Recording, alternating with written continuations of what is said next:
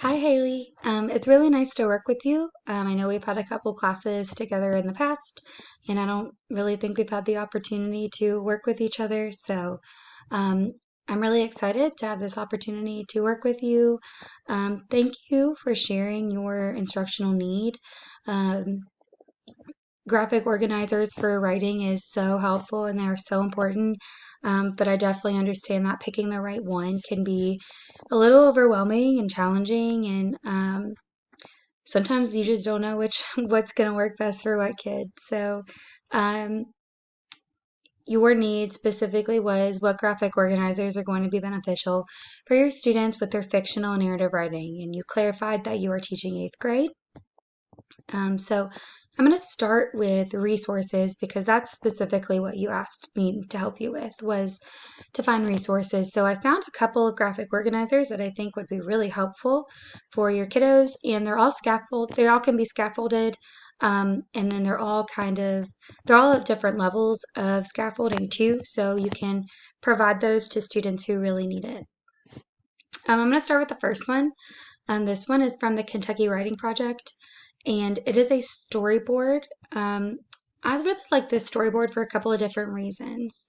So the point of a storyboard is to walk a student through the entire story using pictures. Um, and students who really struggle to put words to paper, this can really help them sort out their ideas without having the cognitive overload of getting the words from their brain to their hand to the pencil to the paper. So this one specifically says we meet a character with a problem here in the first box, and it takes us all the way through. We see the character experiencing the problem. The problem gets worse and worse until something happens to change it. The character solves the problem or doesn't. So this could be really helpful for maybe just a small group of students or the whole class, depending on what needs you're seeing.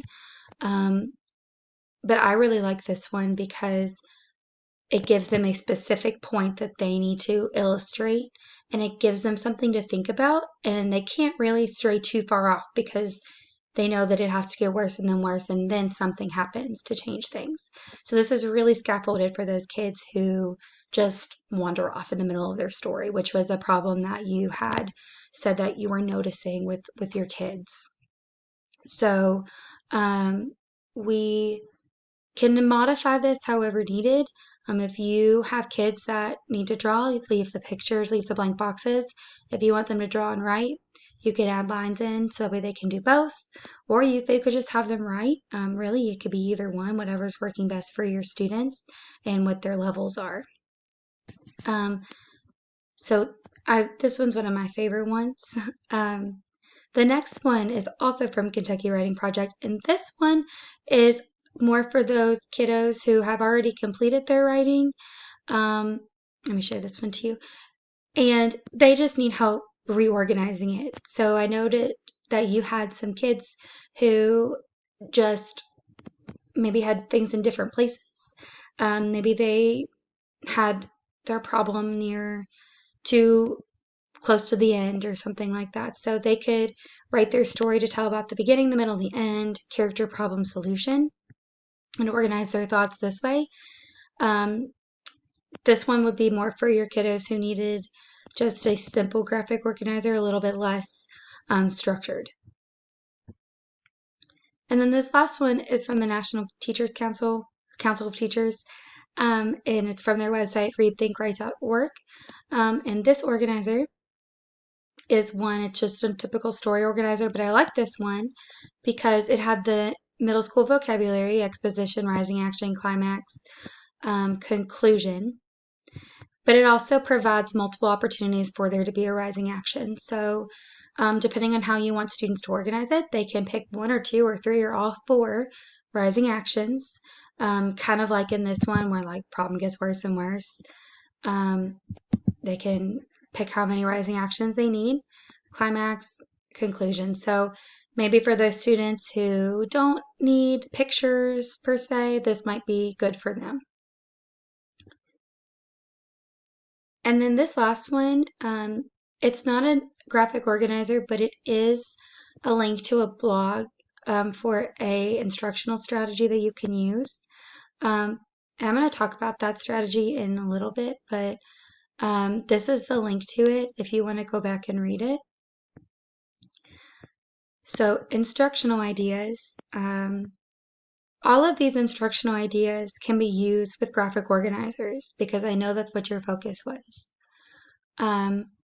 But these can also be applied to writing instruction as a whole, and they would help students get a better grasp on story organization and story structure. So starting with mentor text, that's where this blog post comes from. Read like a writer. So students engage with the mentor text on a deeper level rather than listening or reading it themselves.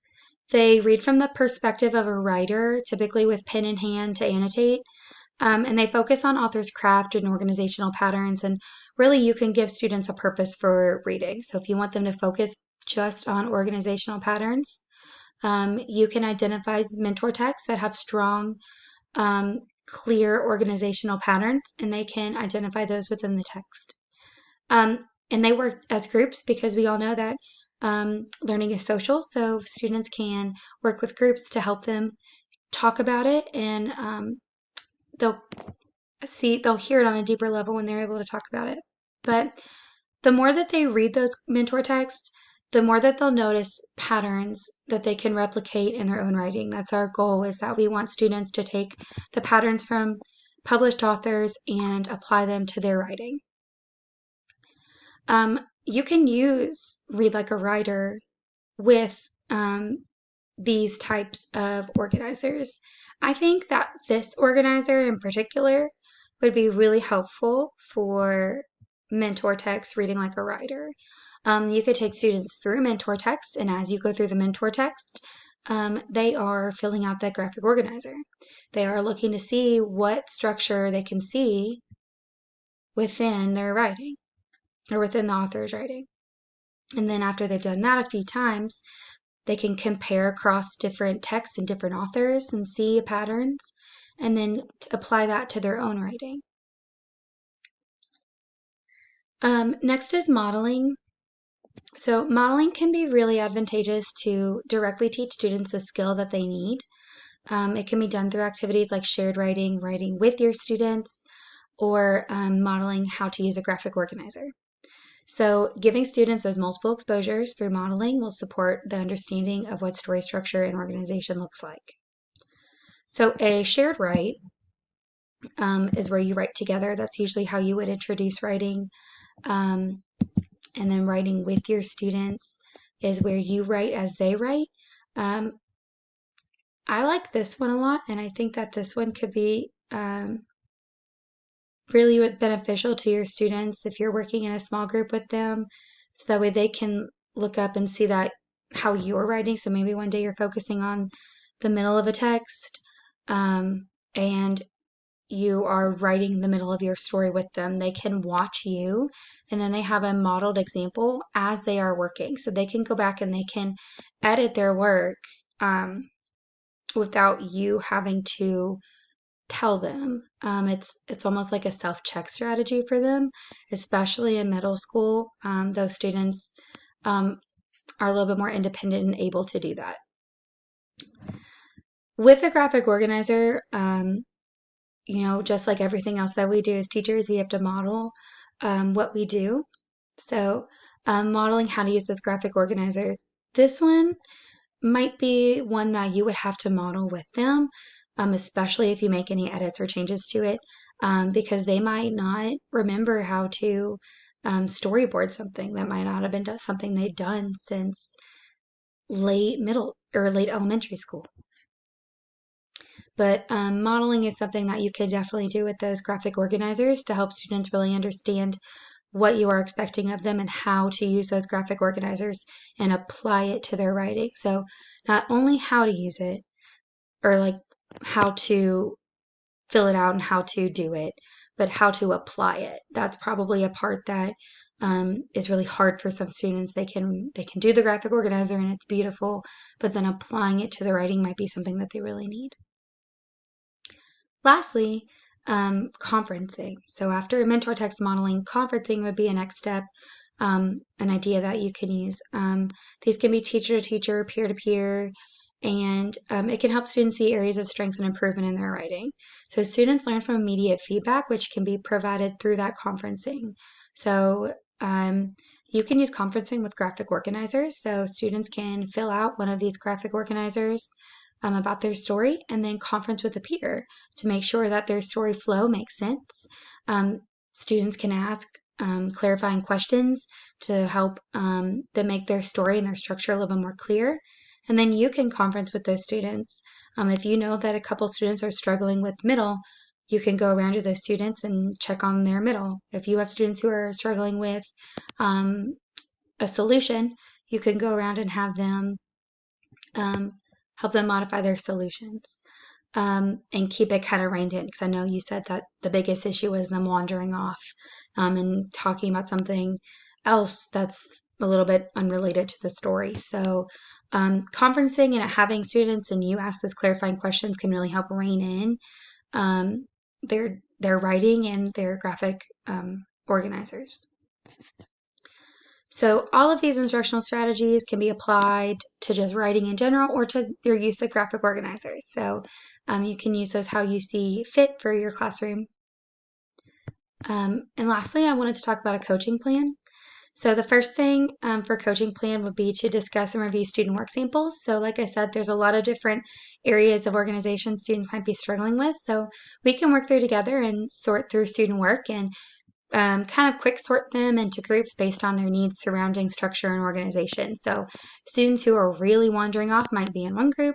Students who are just having a hard time putting things beginning, middle, end can be in another group. Students who are close but need just a couple of adjustments might be in another. And we can then, after we've kind of sorted and talked and reflect about what we're seeing and what you're seeing in your classroom with your kids, we can work together to co-plan some mini lessons that might best support those students and their understanding of structure and organization. So maybe we co-plan how to teach with one of these graphic organizers. Or maybe we co-teach or co-plan a lesson that uses how to use or the strategy of mentor text and reading like a writer. Then we can teach the lesson using resources, and this can be co-teach or I model, you observe, or you teach and I observe, whatever is most comfortable and what we see is best after reflecting. And then lastly, we would meet to reflect on the lesson and student progress. So, and then we would kind of go from there. So it seems to me like you're off to a really good start. And I hope that these graphic organizers are going to be really beneficial for you. They're all linked right here. And feel free to use any of them in your teaching. And if you have any questions or need to reflect, go ahead and reach out to me. Thanks. I hope these really work for you.